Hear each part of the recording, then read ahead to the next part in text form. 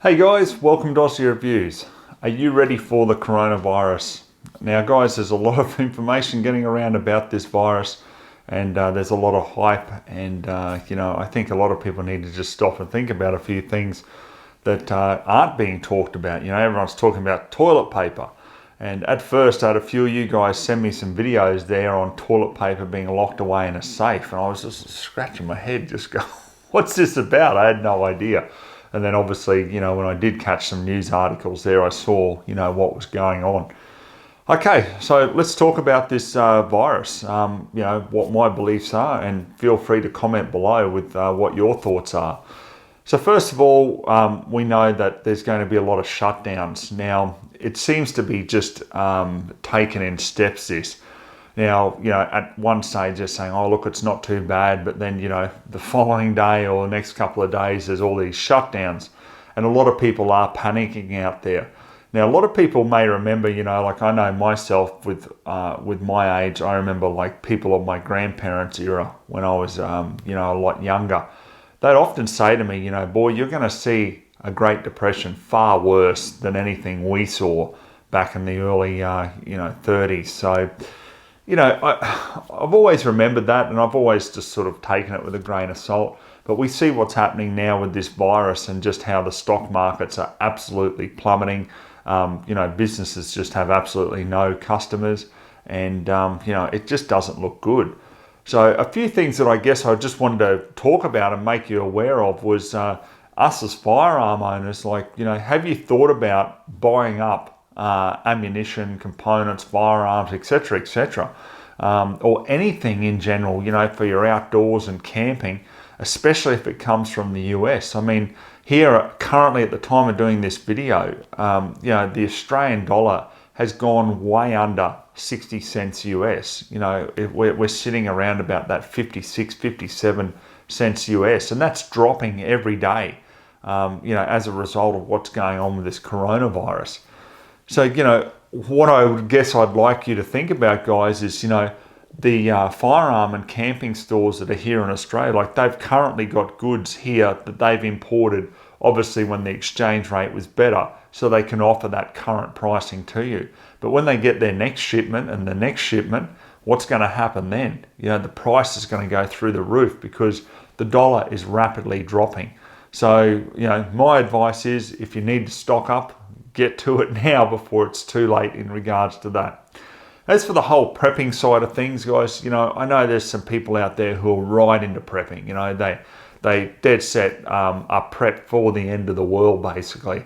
Me myself, look, I'm not that extreme with things. I like to just have enough food on hand for a month, because I think, well, if there's a shortage with perhaps like we saw with the floods in 2011, the trucks stopped there for a few days, and I mean, people thought it was the end of the earth then. So it's always good to have, a couple of weeks supply of some extra cans of food and things like that. That's, I guess, the level of my prepping, so to speak. I'm certainly not one of these people who are prepping for the end of the world. I think that, it's just a bit of common sense just to have some extra on hand. I mean, especially for me being on a farm too, obviously having some extra fuel on hand and things like that is just the everyday way we do business on farms. So, but look, getting back to it, guys, what to expect with this. I mean, it's really the unknown, isn't it? A lot of people are pretty scared because they're looking at the footage there coming in from Spain and Italy, where basically these major capitals are just basically ghost towns. You've got people who are lying outside of hospitals because there's not enough hospital beds. People are basically dying in the street, and there's just no care there for them other than their immediate family surrounding them. So, it's a bit of a scary thought, isn't it? I mean, we see just this week, I've seen the major airlines, shut down. They're talking about, laying off like thousands of workers. Then thousands of workers are going to job share, or go back to like a casual rate or part-time rate. There's a lot of problems there, because what about these people? They've got to pay for mortgages. They've got to be able to get out and still live, be able to buy food and survive basically with their basic needs. So there's a lot of people out there who, are also just going, so what? It's just sort of, like the flu, like big deal, you'll get over it. Look, that may be true, and I think it is true for most people who are in that, healthy age range where they're not elderly or they don't have a lower immune system. That's probably quite true. But I think that a lot of people need to just think about the surrounding circumstances that's involved with this virus. So hypothetically, okay, if you have, say, half of the ambos go down and there's no one there to drive ambulances or come out and give people care, what do you think's going to happen then? Well, obviously people are going to be trying to get to the hospitals and overrun the hospitals, with trying to actually have care there. So, I can see that as a big problem as well.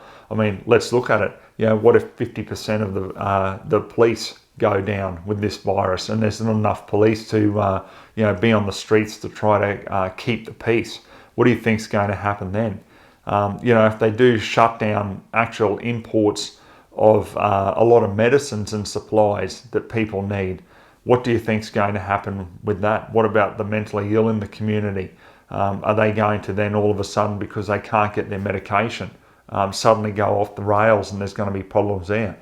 And let's not forget the criminals in our society who will be rubbing their hands together over all this, because the looting and the muggings and the attacks will just skyrocket through the roof, in my view. So there's a lot of things to think about surrounding the virus. So, I don't think the virus itself will be, the end of the world, so to speak. Certainly not. I think people will be quite resilient and get over it, like they're saying. But it's all these surrounding circumstances that I think could pose a very, very big problem. And that's my view on it. So, what are you doing to prepare yourself for that? Like, for example, if there's a lockdown for 14 days, do you have 14 days worth of necessities? If you live in the city, have you thought about if there's a cutoff with water? Do you have 14 days worth of water for yourself and your family? I don't see that as extreme at all. I don't see that as extreme prepping. It's just common sense of saying, well, I want to be able to just get past this 14-day lockdown if that's what is imposed. One thing I've noticed is the video I did on how to skin and butcher a rabbit or hare for the table has pretty much skyrocketed since this virus has come out. So I think there's a lot of people there that are coming to the realization that if all these businesses and services shut down, well, where are you going to get your food from?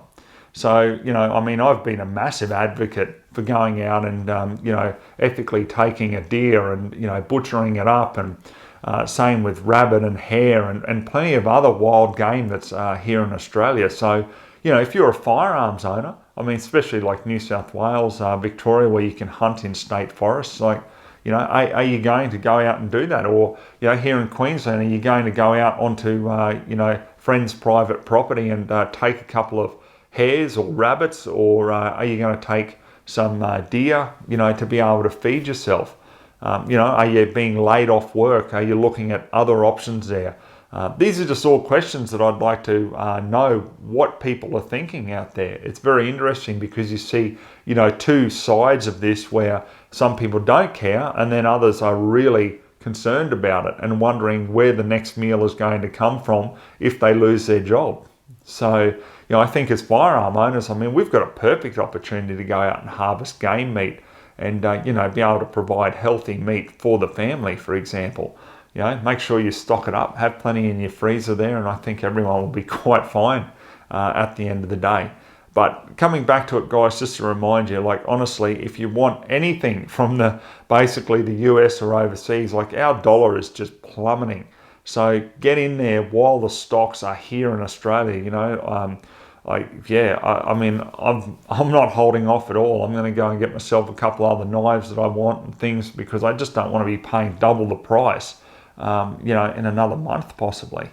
So anyhow, food for thought, guys. What do you think about the whole coronavirus? What do you think about the whole situation?